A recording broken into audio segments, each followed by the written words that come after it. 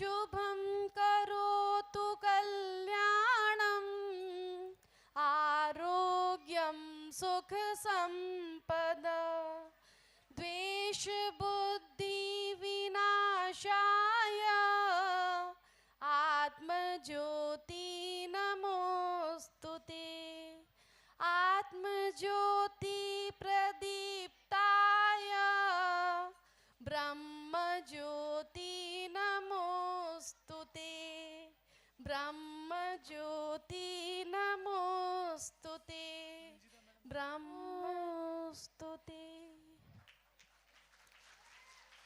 बहुत बहुत आभार मेहमान श्री का।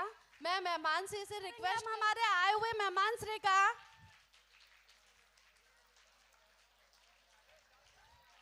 हमारे घर में भगवान गणेश को हम उनकी आराधना करते हैं और उनका स्मरण करते हैं। गौरी पुत्र गणेश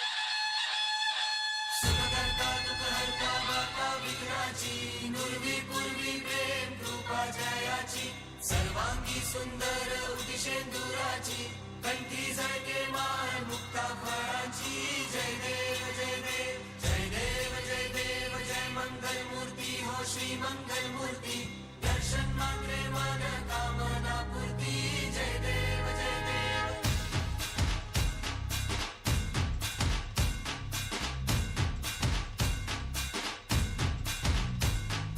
लंबोदर तू विनायका तू वल्लोळेश्वर मोरया विघ्नेश्वर तू एकदंत तू मयूरेश्वरा मोरया।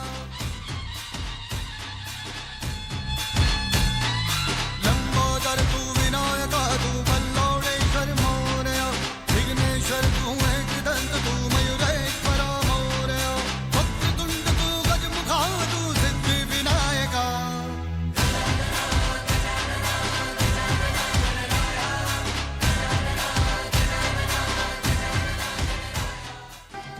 देवा श्री गणेश देवा श्री गणेश देवा श्री गणेश देवा श्री गणेश देवा श्री गणेश देवा श्री गणेश देवा श्री गणेश देवा श्री गणेश देवा श्री गणेश देवा श्री गणेश देवा श्री जोरदार तालियां।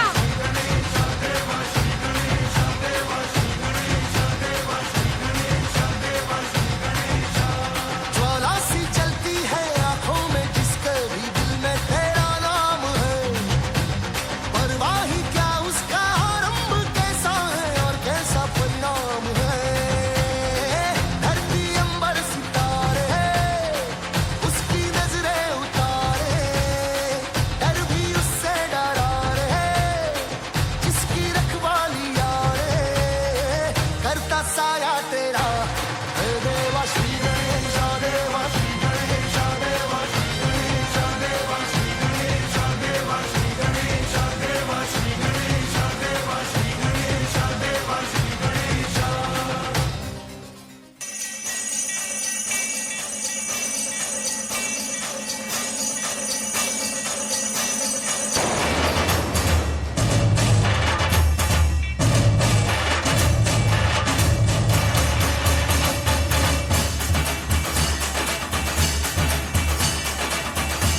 मेरे सारे पल छिन सारे दिन तरसेंगे सुन ले तेरे बिन। तुझको फिर से जलवा दिखाना ही होगा अगले बरस आना है आना ही होगा।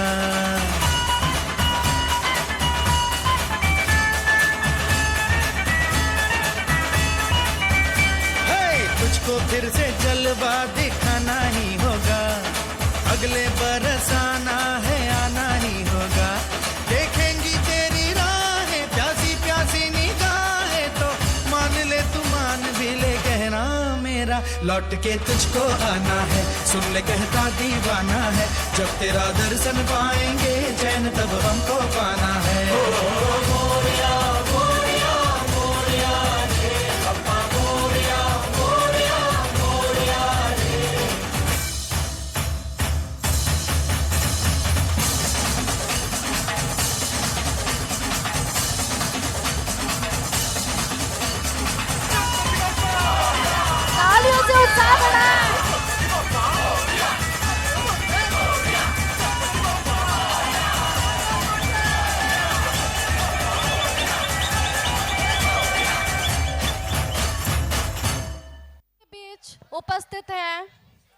हमारे एक पेरेंट्स प्रकाश भाई प्रजापति जो कि हमारे स्कूल के जस्ट पास में इनका वेलकम स्टोर है और उसके संचालक हैं ये, तो इन्हें मैं मंच पे आमंत्रित करूंगी। तीनों ट्रस्टी का सम्मान करने के लिए हमारे प्रेसिडेंट सर राजा भाई हडिया सर का सम्मान करने के लिए, और हमारे डॉक्टर लखन सर जो कि सेक्रेटरी सर हैं, और तीसरे ट्रस्टी हमारे आनंद सर जो कि हमारे मैनेजिंग डायरेक्टर है। तो ये तीनों ट्रस्टी को हमारे राजस्थान की राजस्थानी पगड़ी पहनाकर सम्मानित करेंगे। Welcome to stage.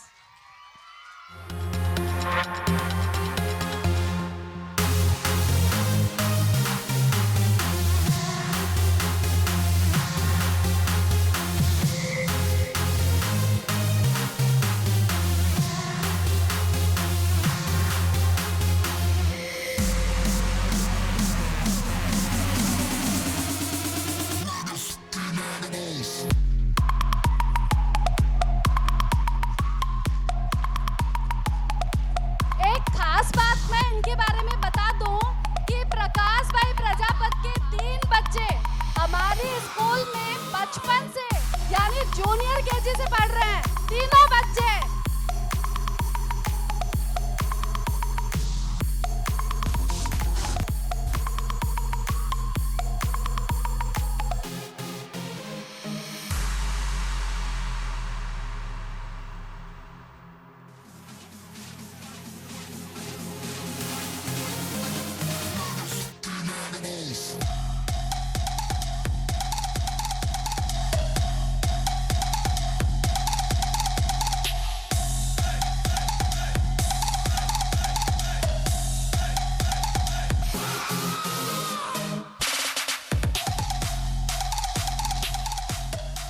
सर ये पगड़ी देखकर तो मुझे राजस्थान की याद आ गई है। जितने भी पेरेंट्स पीछे वीडियो शूटिंग फोटो जो भी ले रहे हैं, कृपया वो वीडियो फोटो ना लें। हमारा YouTube चैनल के माध्यम से हम उसे अवेलेबल करवा देंगे, तो प्लीज मोबाइल का यूज अभी ना करें।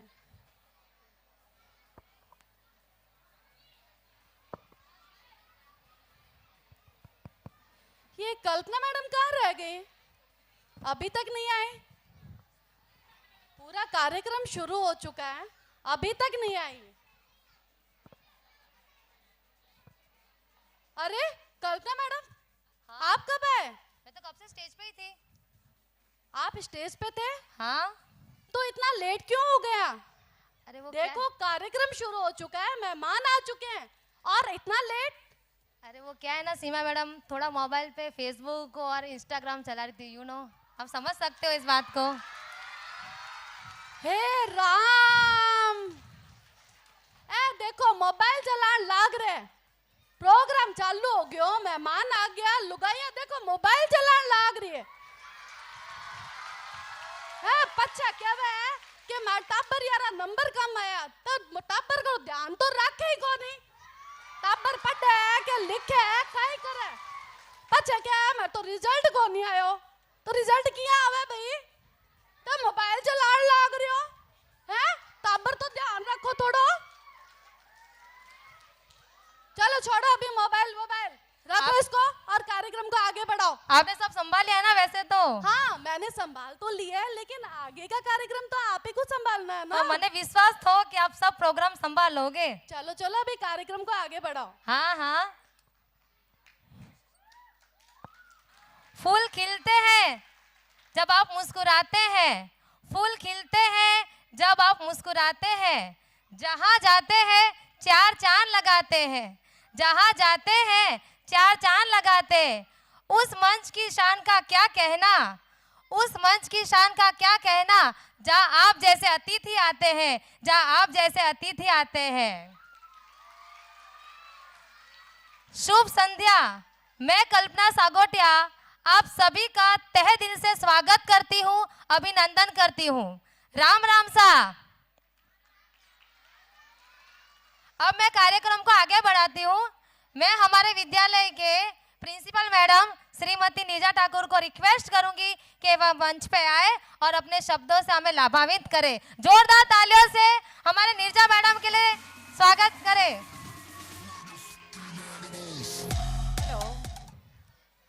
हेलो,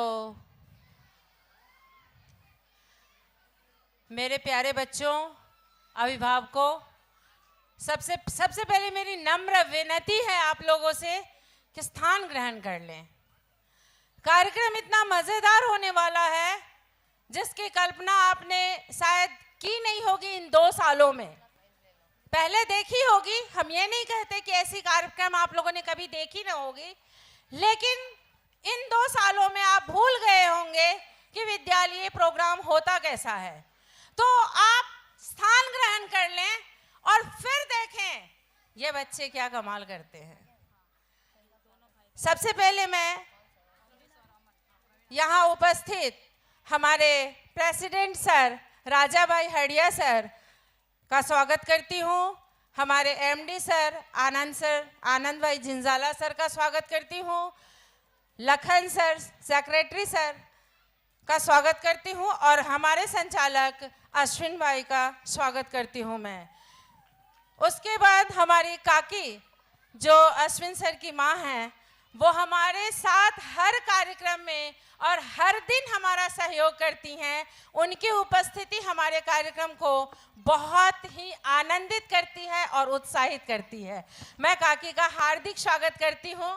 और भगवती बहन जो हर कार्यक्रम में पहुंचकर कार्यक्रम को बहुत ही प्रफुल्लित करती हैं बच्चों को और कार्यक्रम की शोभा बढ़ाती हैं। उपस्थित यहाँ सभी महिला ब्रिगेड का भी मैं बहुत स्वागत करती हूँ, क्योंकि यदि एक तरफ सोफा पर पुरुष ब्रिगेड है जो स्कूल को आगे बढ़ाने का काम करते हैं, तो दूसरी तरफ हमारी महिला ब्रिगेड जो कि उनके सहयोग के बिना संभव ही नहीं है। कहते हैं हर पुरुष की सफलता के पीछे एक नारी का हाथ होता है। मानते हैं कि नहीं? मानते हैं कि नहीं? आप लोग मानते हैं ना? तो यहाँ जितने हमारे सरताज बैठे हैं उन सब के पीछे इधर बैठी हुई हमारी महिलाओं का हाथ है। इनके लिए जोरदार तालियां।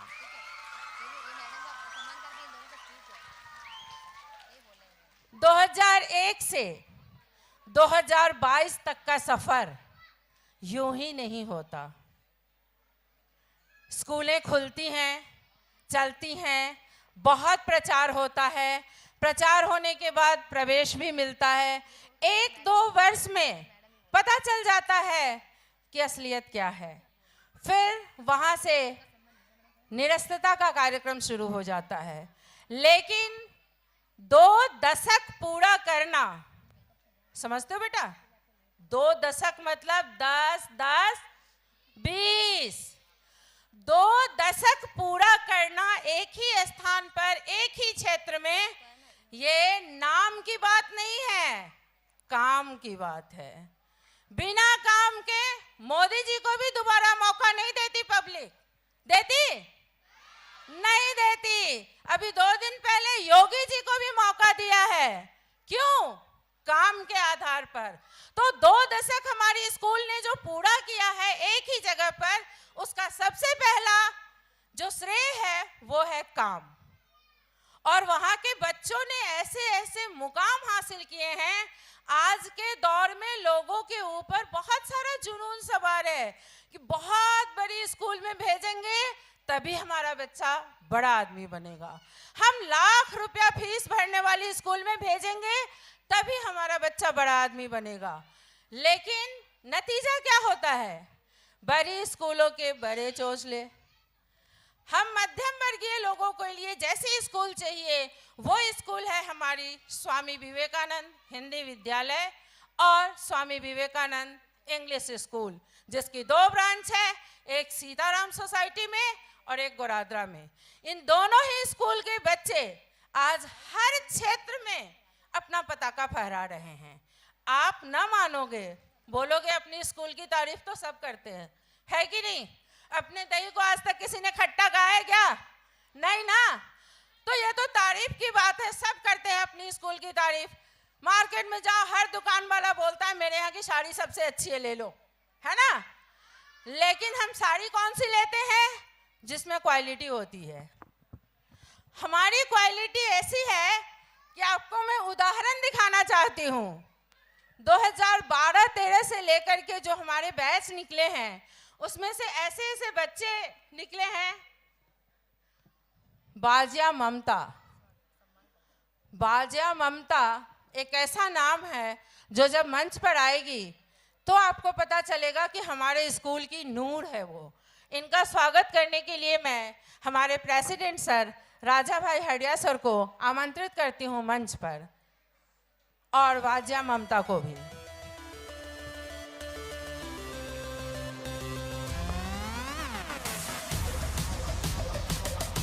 स्टेट टैक्स इंस्पेक्टर का पद इसने प्राप्त किया है।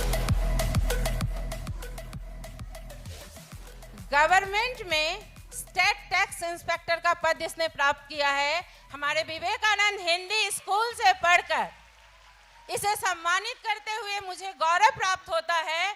हमारे विद्यालय की एक ऐसी सितारा जिसने अपने कठिन परिश्रम तथा अद्भुत शैक्षणिक कौशल्यों से अपने परिवार को ही नहीं, संपूर्ण विद्यालय परिवार को गौरवान्वित किया है, और पूरी नारी शक्ति को इसने एक प्रेरणा दी है। हमारा विद्यालय परिवार इसे प्रशस्ति पत्र देते हुए गौरव का अनुभव करता है और इसके उज्जवल भविष्य की कामना करता है। जोरदार तालियां, इतनी बड़ी उपलब्धि दिखाई है आपको।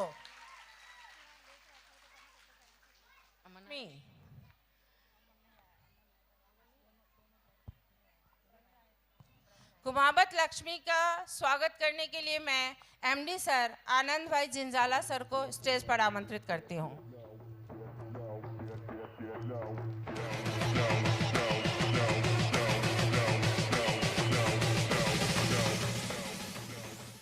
हमारे विद्यालय की वो सितारा है जिसने आईटी कंपनी में अपना जॉब हासिल किया है, एचआर मैनेजर है ये, और सीए को भी कंप्लीट किया है। एक इसकी सबसे करना चाहती है। विद्यालय ने तो इसे गौरव दिया है और उस गौरव के असली हकदार हैं इसके मम्मी पापा। मैं आमंत्रित करती हूँ कुमावत लक्ष्मी के मम्मी पापा को स्टेज पर, जो आकर इस गौरव के पल का आनंद लें। मम्मी पापा,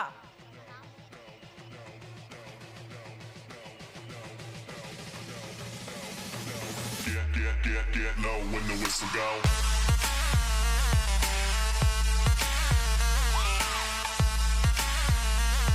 गौरव का पल आप में से हर पेरेंट्स को प्राप्त हो सकता है।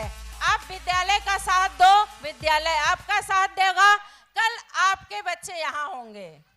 जोरदार तालियों से स्वागत कीजिए इनका, जो गौरव इनकी मम्मी पापा को प्राप्त हुआ है और हमारे विद्यालय को प्राप्त हुआ है। अमन आ गया है। इसके स्वागत के लिए मैं अपने secretary sir Lakhan sir, doctor Lakhan sir को स्टेज पर आमंत्रित करती हूँ।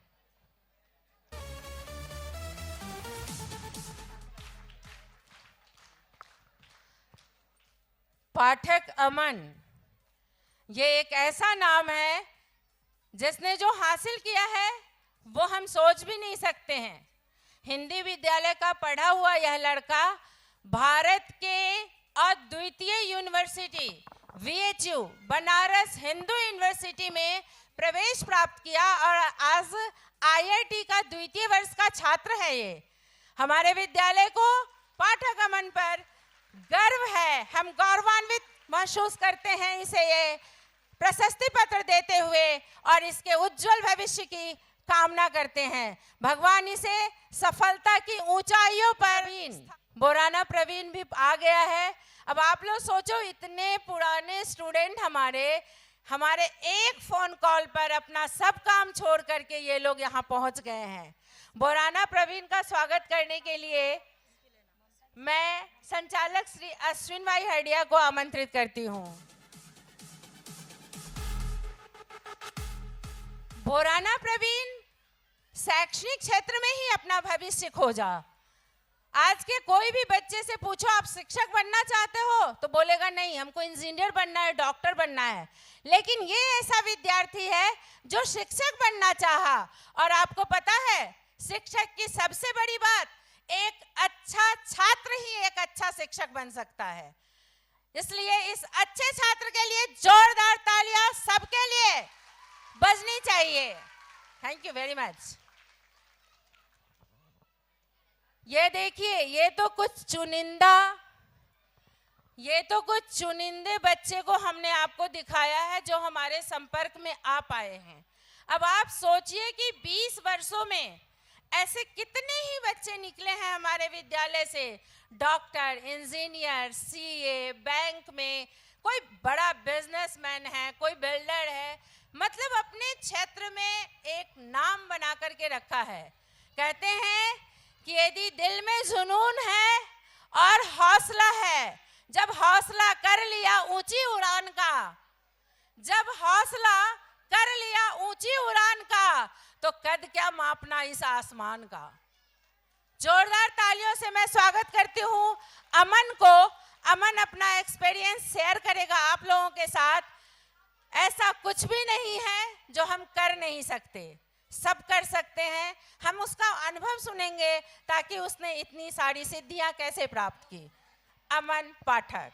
Hello everyone, first of all a very warm good evening to everyone. तो मैं, जैसा कि अभी सर ने बताया, मैम ने बताया, आज के 4 साल पहले उस साइड था, जैसे आप लोगों में से कई अभी आप लोगों के बच्चे होंगे, कई जो स्टूडेंट्स हैं वो बैठे हुए हैं, सेम उसी तरह आज के 4 साल पहले मैं बैठा हुआ था। प्रोग्राम था कौन बनेगा स्मार्ट, एंड मेरे भी माइंड में सेम थॉट चल रहे थे जो अभी आप लोगों में से जो भी स्टूडेंट्स हैं उनके मन में चल रहे होंगे कि यार बोर्ड से 20 दिन बाद पता नहीं उसके बाद क्या होगा, आगे का अभी कुछ सोचा नहीं है, बस पढ़े जा रहा हूँ। आफ्टर जब मैंने यहाँ से 10th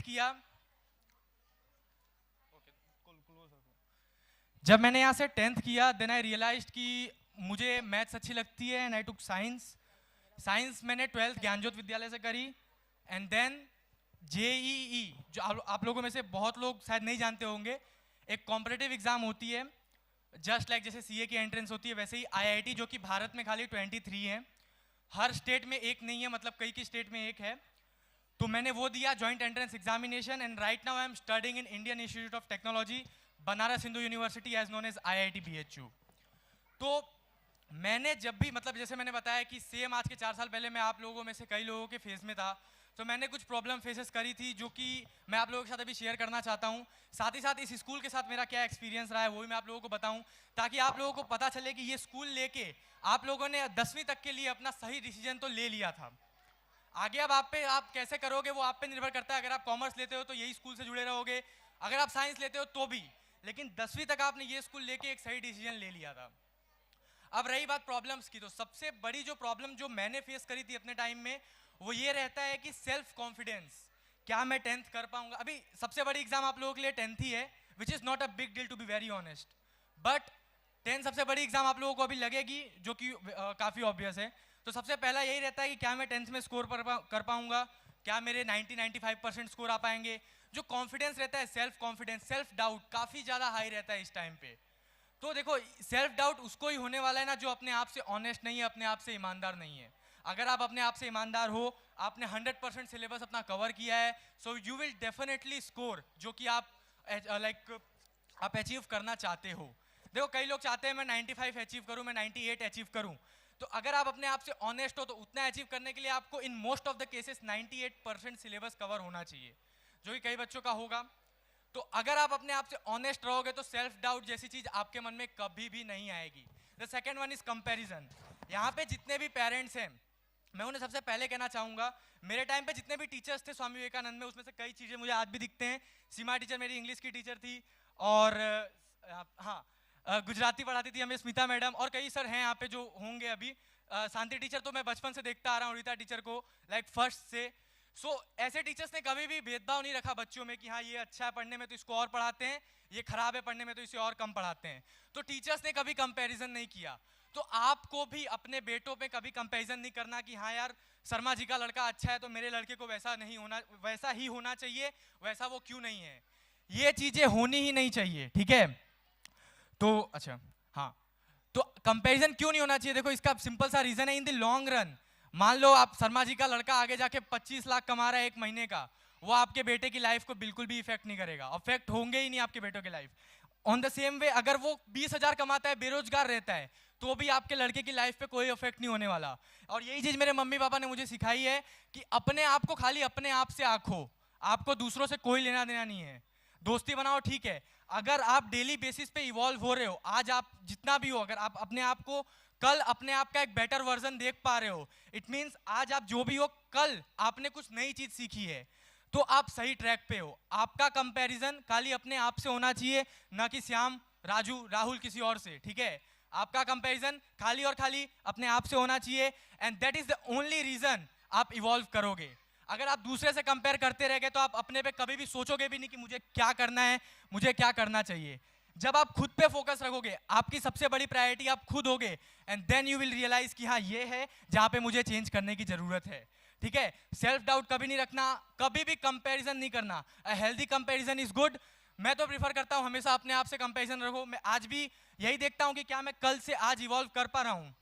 भले मैं मूवी देखूँ, मैं जनरली इंग्लिश मूवीज देखता हूँ जस्ट बिकॉज कि मेरी इंग्लिश वोकेबुलरी उससे ज्यादा स्ट्रांग होती है, ठीक है? तो अपने आप से कंपैरिजन करो, अपने आप को डेली बेसिस पे इवॉल्व करने का कोशिश रखो। आप भले गेम खेल रहे हो, आप भले मूवीज देख रहे हो, ट्राई समथिंग कि जो आपको पहले पता नहीं था, ठीक है? किसी भी फील्ड में नया जानना एक डेली डेवलपमेंट होती है, ठीक है? तो ये दो चीज तो हो गई। Third is academic doubts.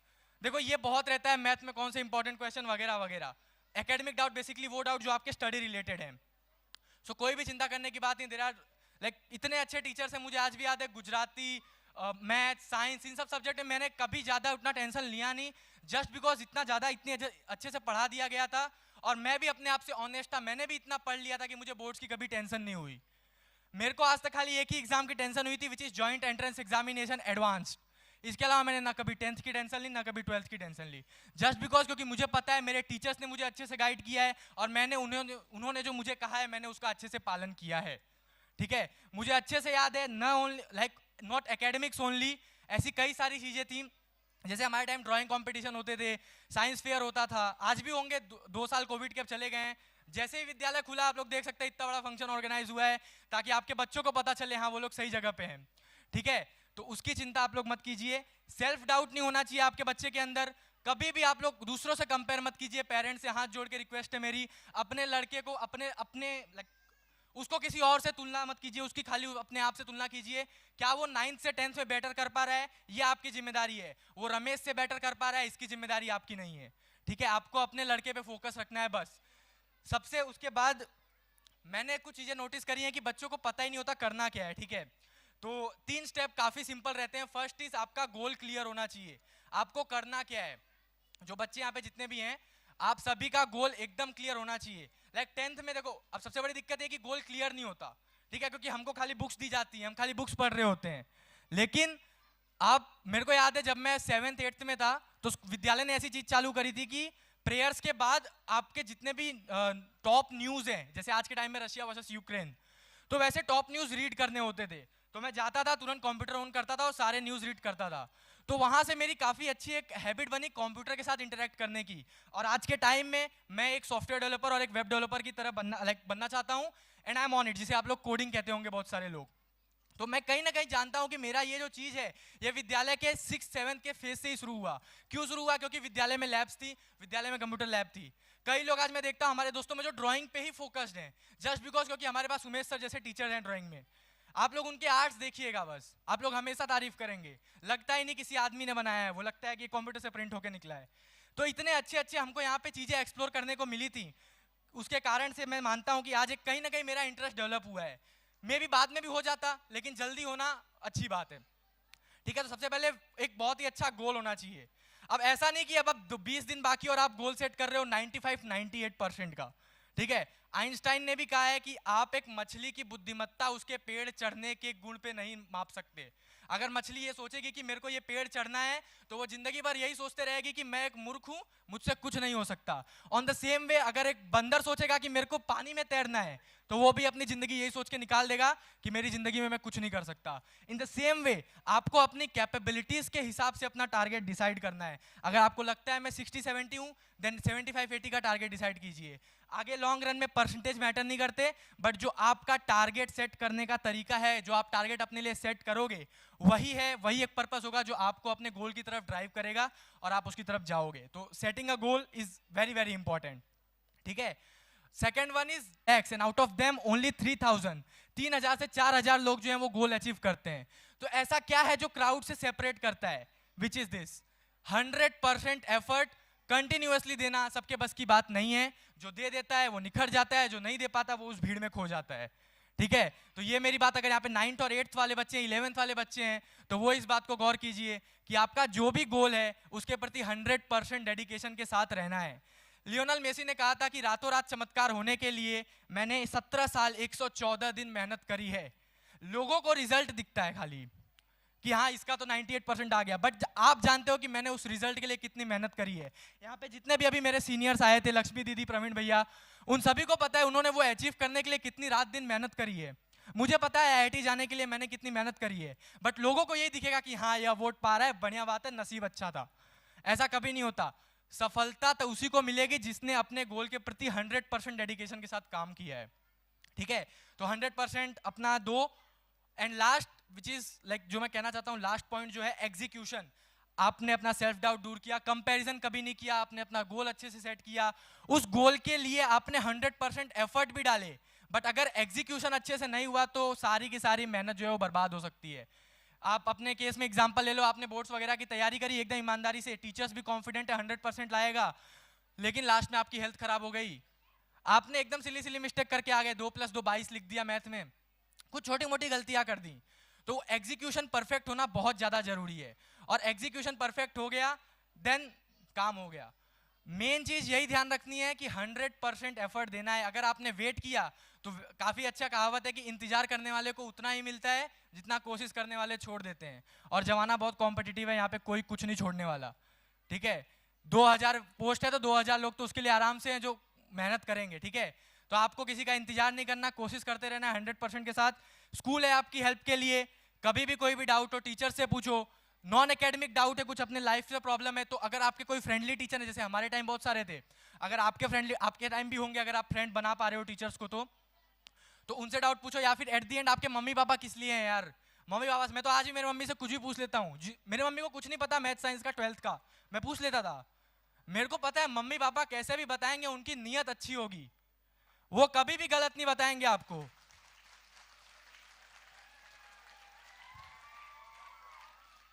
Mummy papa का जिंदगी हो गया यार, वो चाहते हैं अपना लड़का बड़ा हो, मेरा लड़का जिए, ठीक है। तो आपको ये कभी मत सोचना है मम्मी पापा के लिए क्यों कमाऊं मैं, आपको अपने लिए कमाना है, ठीक है। तो कंपैरिजन कभी मत रखना, एग्जीक्यूशन रखना, और इसी के साथ मैं चाहता हूं 100% एफर्ट डालो। और last but not the least, Gandhi ji ने कहा है, बहुत मेरे को अभी याद आया, live as if you were dead tomorrow, you were die tomorrow, and live learn as if you were like live forever. Basically जीवन ऐसे जियो जैसे कल आपका अंतिम दिन है, लेकिन सीखो ऐसे किसी चीज को जैसे आपको पूरी जिंदगी जीना है। इसका मतलब यही है कि अपने जिंदगी को हमेशा एंजॉय में रखो। छोटी छोटी बातों से जो सरदर्द होता है, जो मानसिक तनाव है, उसे मत आने दो। सीखते टाइम रखो कि मुझे बहुत जीना है, मुझे बहुत कुछ सीखना है, लेकिन जब जिंदगी जीने की बात है तो ऐसे जियो कि आज ही का दिन है, जो भी करना है आज ही करना है, कल क्या पता हो ना हो, ठीक है। सो इसी के साथ मैं एंड करूंगा, और मैं होप करता हूं जैसे आज मैं सम्मान लिया, मेरे सीनियर्स ने सम्मान लिया, आप में से ही कल को कोई उठ के मेरी जगह पे आएगा, आपके जूनियर्स को गाइड कर रहा होगा और विद्यालय का नाम रोशन कर रहा होगा, अपने मम्मी पापा का नाम रोशन कर रहा होगा। With that seat I want to take leave. Thank you everyone for listening me. Bye bye, good evening. आपको नहीं पता होगा, मैं बताती हूँ, मैंने इसके पिक्चर्स देखे हैं। ये विवेकानंद बनता था, और आज जब इसने माइक पकड़ा तो मुझे लगा विवेकानंद शिकागो में बोल रहे हैं। तालियां ऐसे ही गूंजी। Thank you very much. हमारे स्कूल के shining star of Swami Vivekananda Hindi Vidyalaya के एक और स्टार को मैं यहाँ पे आमंत्रित करूंगी, अमन के ही भाई अवनीश पाठक को, जिसको प्रोत्साहित करने के लिए हमारे नीरजा मैडम यहाँ हैं और वे उनका सम्मान करेंगे। जोरदार तालियां इसके लिए। TNH. Song. Remixed by DJ.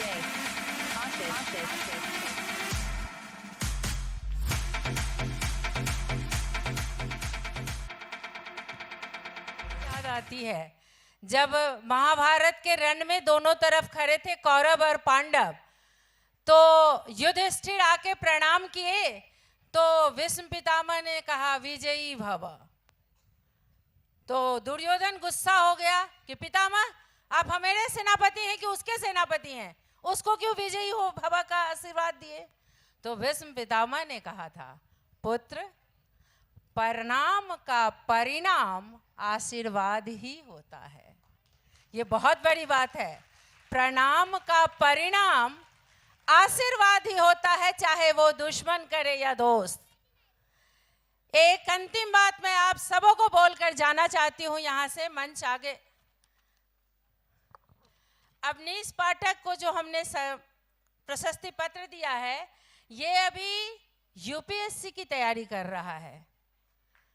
UPSC Bharat की सबसे बड़ी पदवी है सरकारी क्षेत्र में, जिसमें प्रवेश पाने के लिए ये शिक्षणरत है। और बाल्यकाल से ही ये दोनों भाई अपने अनुजों के लिए बहुत ही प्रेरणा के स्रोत रहे हैं। मैंने इन 2 महीने में ही इसके इतने तस्वीर और इतने इसके कार्य देखे हैं कि मुझे पता चल गया है कि आज ये दोनों अमन पाठक और अवनीश पाठक क्यों हैं। मैं आप सबों को एक बात बताना चाहती हूँ, फूल डालो बाग में, फूल का बीज डालो बाग में, फूल खिलकर चमन को निखार देंगे। बच्चों को आप दाखिल कर दो स्वामी विवेकानंद स्कूल में, हमारे शिक्षक उनका भविष्य संवार देंगे। वाजिया ममता को मैं मंच पर आमंत्रित करती हूँ। सरकारी क्षेत्र में जाने का अनुभव वो अपना शेयर करेंगी आपके साथ। सबसे पहले यहाँ उपस्थित सभी मेहमानगण, संचालक श्री, प्रधानाचार्य श्री और सभी शिक्षकगण, अभिभावकगण और मेरे प्यारे विद्यार्थी मित्रों, आप सभी का दिल से हार्दिक स्वागत करती हूँ मैं। और साथ में ही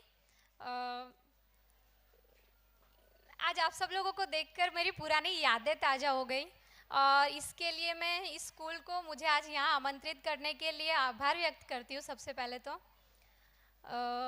मेरा परिचय तो मैडम ने दे ही दिया है कि मैं फ़िलहाल as a state tax inspector Gujarat government में अपनी सर्विस दे रही हूँ और मुझे ऑलमोस्ट 1 साल से ऊपर हो गया है।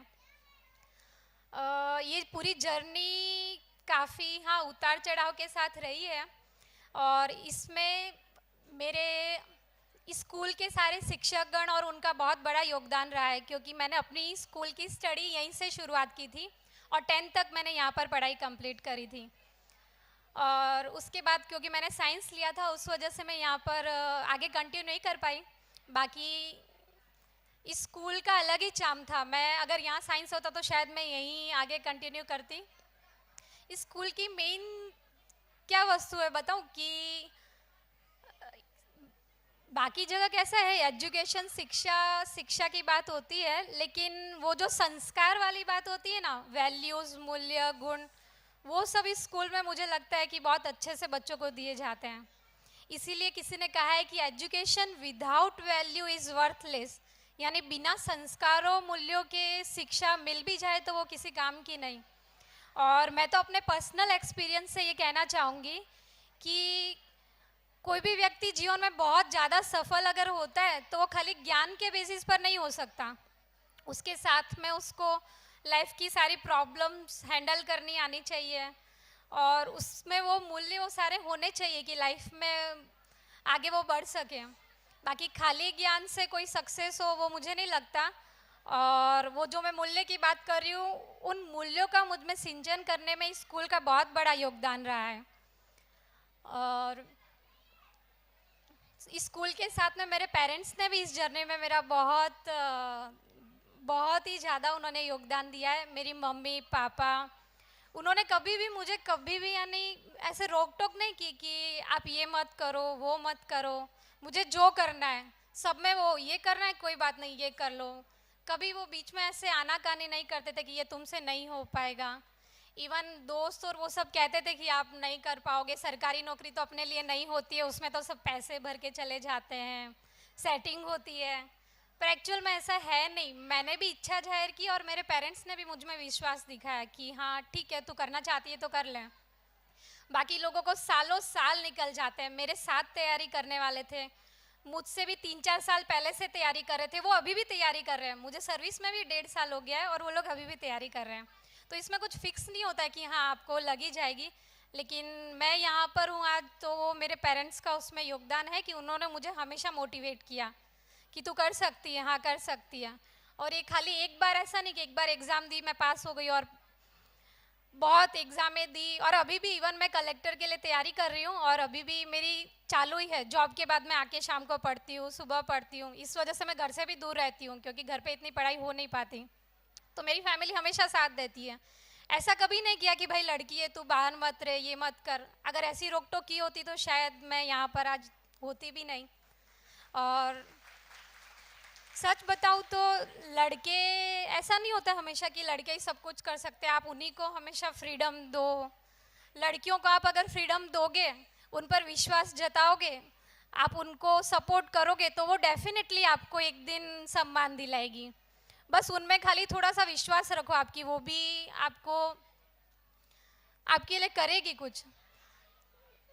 बाकी मुझे नहीं लगता, अगर मुझे सोसाइटी की तो बात करूँ ना, समाज तो कैसे कि नहीं आप लड़कियों को बाहर क्यों भेज रहे हो, तैयारी करने के लिए कोई बाहर थोड़ी जाता है, लड़कियां बिगड़ जाएगी। मेरे फैमिली ने कभी ऐसे नहीं किया। आज मैं एग्ज़ाम, अभी मैं सर्विस में भी हूँ, फिर भी आगे तैयारी करनी है, फिर भी मुझे बाहर रहने देते हैं, तैयारी करने देते हैं, सपोर्ट कर रहे हैं। वैसे आप लोग से मैं दिल से रिक्वेस्ट करती हूँ, क्योंकि हमारे मारवाड़ी समाज में खास ऐसा है कि लड़कियों की आप एजुकेशन जल्दी छुड़वा देते हो, तो वो नहीं करना चाहिए। मेरी साथ की भी बहुत सारी मेरी क्लासमेट्स थी जो आगे स्टडी कंटिन्यू नहीं कर पाई, उसका मुझे बहुत दुख है। आप सबसे इसलिए मैं रिक्वेस्ट करना चाहूँगी कि आप अपनी बेटियों पर भरोसा करें और उनको आगे बढ़ने दें। और इस स्कूल की बात करूँ तो ये स्कूल में भी हमेशा से ऐसा था। उन्होंने भी शायद देखा था कि लड़कियों को कहीं ना कहीं रुकावट आ जाती है बीच में, तो सारे संचालक हैं और ट्रस्टी है और आनंद सर भी मुझे याद है, और दशरथ सर और वो दुष्यंत सर, और सब लोग जब भी ओपन हाउस होता था ना, तो मेरे पेरेंट्स को यही कहते थे कि लड़की होशियार है, उसको आगे पढ़ने देना, 10वीं के बाद ख़त्म मत कर देना। पर मेरी फैमिली तो वैसे भी मुझे पढ़ाना ही चाहती थी, पर वो शायद बाकी उन लड़कियों को देखकर कह रहे थे कि ये कहीं रुक ना जाए, इसमें एक पोटेंशियल है। तो उस तरह से अपनी स्वामी विवेकानंद स्कूल के टीचर्स इस तरह से पर्सनली भी सपोर्ट करते हैं कि आप बच्चों को आगे बढ़ने दें, कोऑपरेशन करें। और पढ़ाई के अलावा की अब मैं बात करूँ तो अभी मैं जो देखती हूँ ना कि लोग पढ़ाई पढ़ाई पढ़ाई बच्चों को ऐसे करते हैं, तो मुझे लगता है कि हम बच्चों को ऐसे फोर्स ना करके उनको जिस भी चीज़ में इंटरेस्ट है उसमें आगे बढ़ने दें उनको हम। कि आपको स्पोर्ट्स पसंद है तो ठीक है, स्पोर्ट्स भी करो। मेरी बात करूँ तो मैंने पढ़ाई के अलावा किसी भी एक्टिविटी में मोस्टली मैं पार्टिसिपेट नहीं करती थी, जिस वजह से शायद मैडम ने अमन की बात की कि मैंने बहुत जगह उनकी फ़ोटोज़ देखी है, तो मैडम ने शायद मेरी ना देखी हो, क्योंकि मैं स्टडी के सिवाय दूसरा कुछ करती नहीं थी। लेकिन मुझे आज वो रियलाइज़ हो रहा है कि अदर एक्टिविटी भी उतनी इम्पोर्टेंट है जितनी स्टडी हमारे लिए इम्पोर्टेंट है। इसलिए आप अपने बच्चों का होलिस्टिक डेवलपमेंट हो उसके लिए प्रयत्न करें। ऐसे कल्चरल प्रोग्राम होते हैं उसमें भी उनको पार्टिसिपेट करने दें, दूसरा भी जिनमें उनका इंटरेस्ट है वो करने दें। स्टडी तो है ही, और बस। और इस सरकारी नौकरी के लिए रिलेटेड बहुत कम जागरूकता है हमारे समाज में, तो उससे रिलेटेड आपको कुछ जानना हो तो मेरा एक इंटरव्यू है, उसकी लिंक मैं अश्विन सर के साथ शेयर करूँगी। आप जो देखना चाहे वो देख के उसमें कैसे तैयारी करनी है वो सीख सकते हैं आप। बाकी यहाँ तो बोलूँगी तो बहुत लंबा टाइम अभी जाएगा, आप लोग भी बोर हो जाओगे। और बस मेरी एक ये रिक्वेस्ट है कि अभी मेरे पेरेंट्स एक बार मेरे साथ स्टेज पर आए, क्योंकि उनका बहुत योगदान है मेरी जर्नी में, सक्सेस में। तो आज वहाँ उनकी वजह से हूँ, तो वो आएंगे तो मुझे अच्छा लगेगा। जोरदार तालियों से उनके पेरेंट्स का स्वागत करें।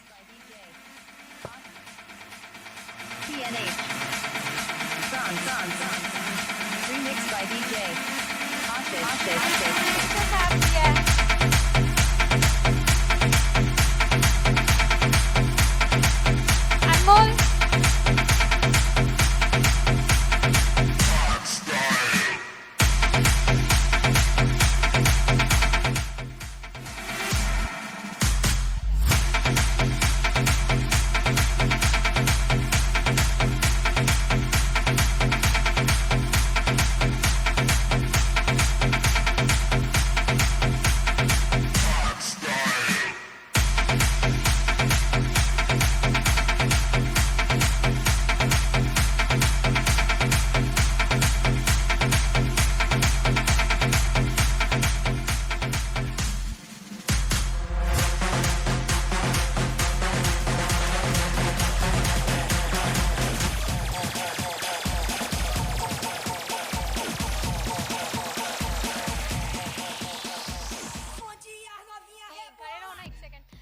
ये मेरी मम्मी है जिन्होंने मुझे कभी भी किसी बात पर भी रोक टोक नहीं की, और ये नहीं होते तो शायद मैं इतनी आगे भी नहीं पढ़ पाती।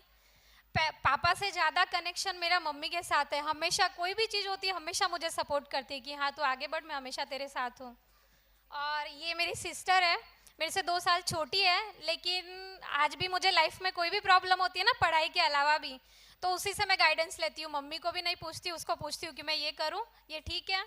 तो वो बहुत ही, मेरे लिए दोनों बहुत ही ज़्यादा इम्पोर्टेंट है इस स्कूल के साथ। होना चाहिए, चुपचाप बैठकर नहीं, थोड़ा शोर से होना चाहिए। तालियों का हल्ला थोड़ा जोर से होना चाहिए, तालियों का हल्ला थोड़ा जोर से होना चाहिए।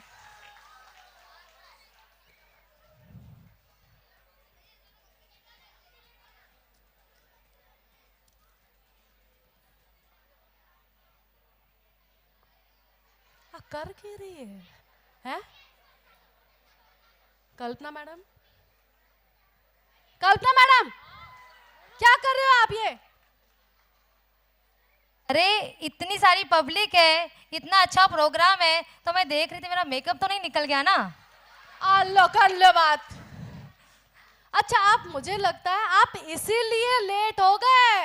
नहीं नहीं नहीं, आज तो मैं 5 मिनट में तैयार हो गई थी। अच्छा, 5 मिनट में तैयार हो गए थे। अच्छा बताओ मुझे कि आप कब तैयार होना शुरू हुए? मैं 2 बजे तैयार होने बैठी थी सीमा मैडम, और 3:30 बजे तक अच्छे से तैयार हो गई। ए राम, मेकअप करा लुगाइया, प्रोग्राम भले खत्म हो जावे, बाद में पहुंची, पर मेकअप करना जरूरी है मानने है? छोड़ो भी मेकअप और कार्यक्रम को आगे बढ़ाओ। हाँ हाँ सीमा मैडम, जरूर।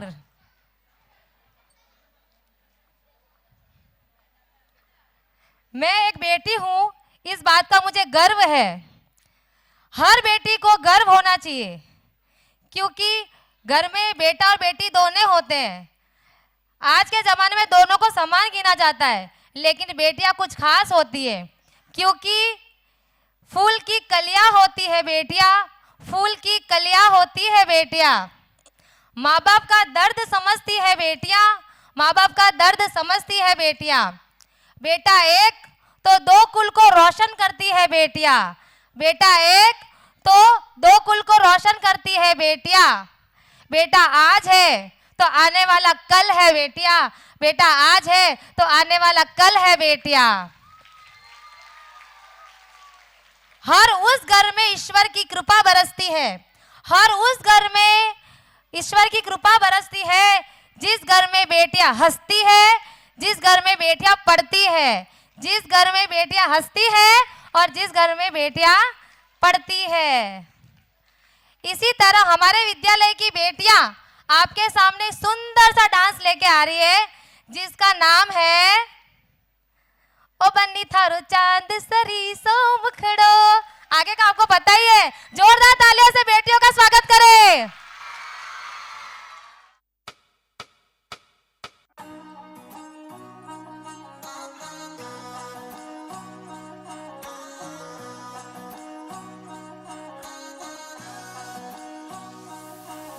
जोरदार तालियां।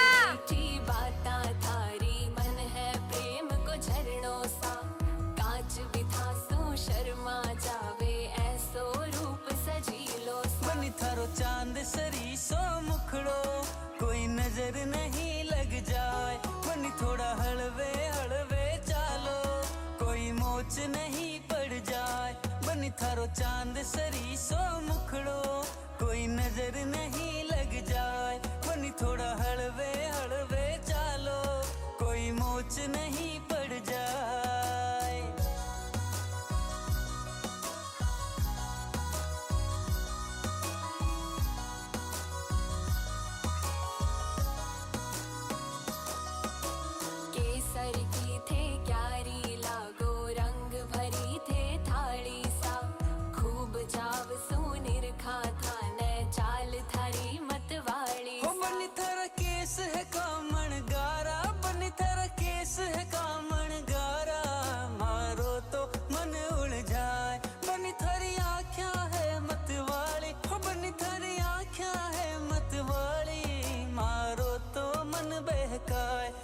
थारो सो मुखड़ो कोई नजर नहीं लग जाए बन थोड़ा हलवे हलवे चालो कोई मोच नहीं पड़ जाए मिसरी सुमीठी बाता थारी मन है प्रेम को झरनों सा कांच बिथा सो शर्मा जावे ऐसो रूप सजी लो हो बन थर जद पायलड़ी बाजे बन थर जद पायलड़ी बाजे मारो तो मन हरसाए बन थर रूप लगेला खीणो बन थर रूप लगेला खीणो थन देख बना मुस्काए बन थारो चांद सरी सो मुखड़ो कोई नजर नहीं लग जाए बन थोड़ा हलवे हलवे चालो कोई मोच नहीं पड़ जाए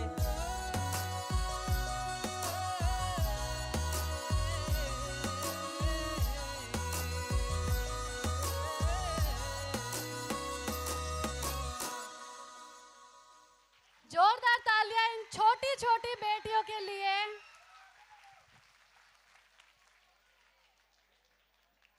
पेरेंट्स को रिक्वेस्ट है प्लीज वे वीडियो बनाने के लिए आगे नहीं आए।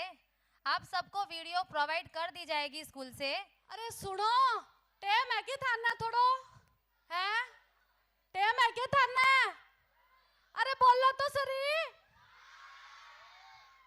एक छोटो टाबर पड़ोस में एक कटोरी शक्कर लेन खातर गयो क्या वे आंटी जी एक कटोरी शक्कर दे दो नी मारी मम्मी कहो है। आंटी जी कह वे अच्छा तो थारी मम्मी और कहीं कहो क्या मारी मम्मी कहो क्या पास वाली चुड़ैल ना देवे नी तो सामने वाली डाकड़ू लिए।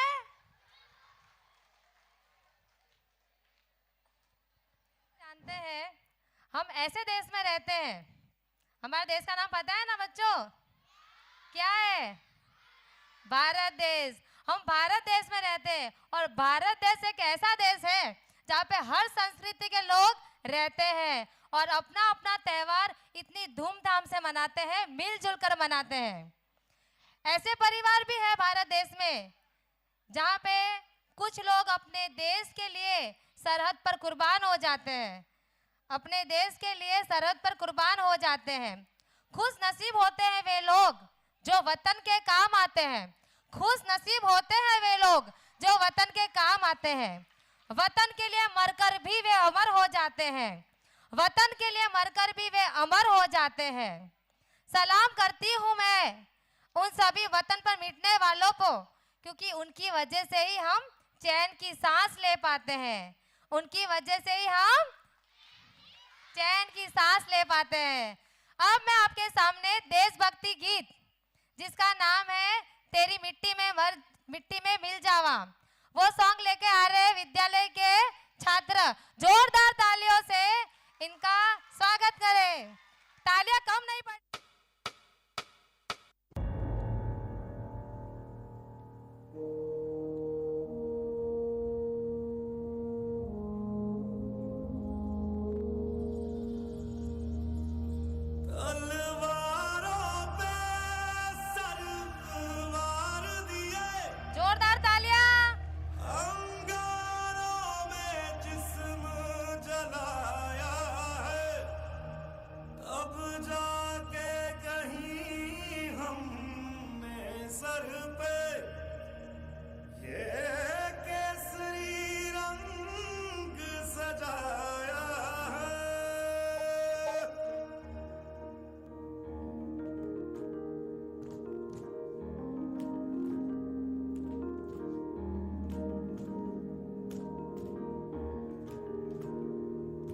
है मेरी ज़मीं अफसोस नहीं जो तेरे लिए सौ दर्द सहे महफूज रहे तेरी आन सदा चाहे जान मेरी ये रहे न रहे।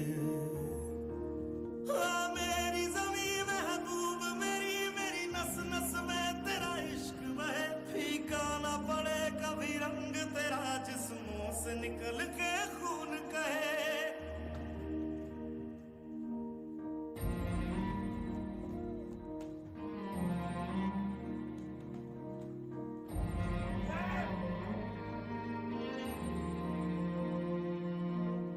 मिट्टी में मिल जावा गुल बन के मैं खिल जावा इतनी सी है दिल की आरज़ू तेरी नदियों में बह जावा तेरे खेतों में लहरावा इतनी सी है दिल की आरज़ू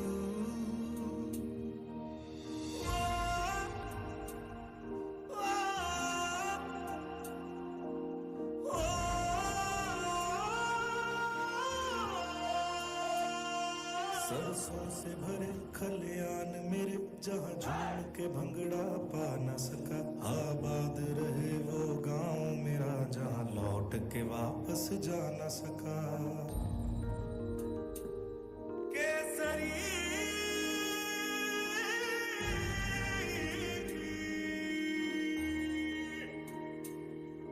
ओ हीर मेरी तू हंसती रहे तेरी आंख घड़ी भर नम ना हो मैं मरता था जिस मुखड़े पे कभी उसका उजाला कम ना हो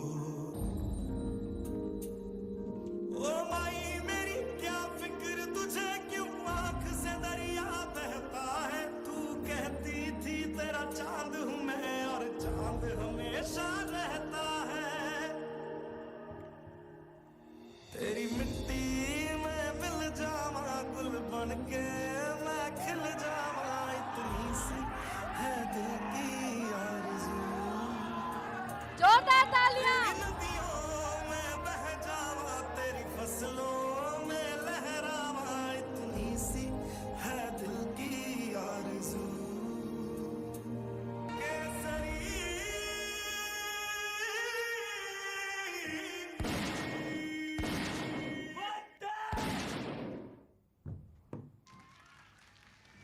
बहुत बढ़िया परफॉर्मेंस